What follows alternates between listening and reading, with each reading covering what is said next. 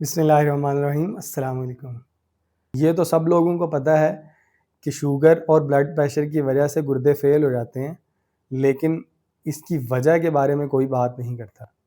جب انسانی جسم کے اندر شوگر بہت زیادہ بڑھ جاتی ہے تو ہمارے گردوں کے اندر موجود فلٹرز یعنی گلومیرولائی کے اندر یہ شوگر اکٹھا ہونا شروع ہو جاتی ہے اور اس پر اثر انداز ہوتی ہے، اور آہستہ آہستہ وہاں سے پروٹینز لیک کرنا شروع کر دیتی ہیں۔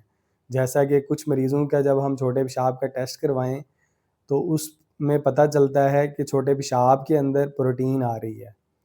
تو اگر کسی مریض کو پیشاب کے اندر ٹیسٹ کروانے پر پتہ چلتا ہے کہ پروٹین ہے تو اسے فوراً نیفرولوجسٹ کو چیک کروانا چاہیے تاکہ پتہ چل سکے کہ یہ پروٹین کیوں آ رہی ہے، اور اگر گردوں کی دائمی بیماری ابتدائی سٹیج پر ہے تو اس کو فوراً روکا جا سکتا ہے۔ آپ کی فیملی کے اندر کسی کو شوگر کی بیماری ہے تو ایک تو آپ نے کوشش کرنی ہے کہ وہ اپنی شوگر کی دوائی ریگولر لیں اور میٹھی چیزوں کا مکمل پرہیز کریں، اور HbA1c جو کہ ایک بلڈ کا ٹیسٹ ہوتا ہے جو گزشتہ 3 مہینے کے شوگر کے کنٹرول کو بتاتا ہے، تو آپ نے ہر 3 ماہ بعد یہ ٹیسٹ کروانا ہے اور اس کی ویلیو 7 سے کم رکھنی ہے۔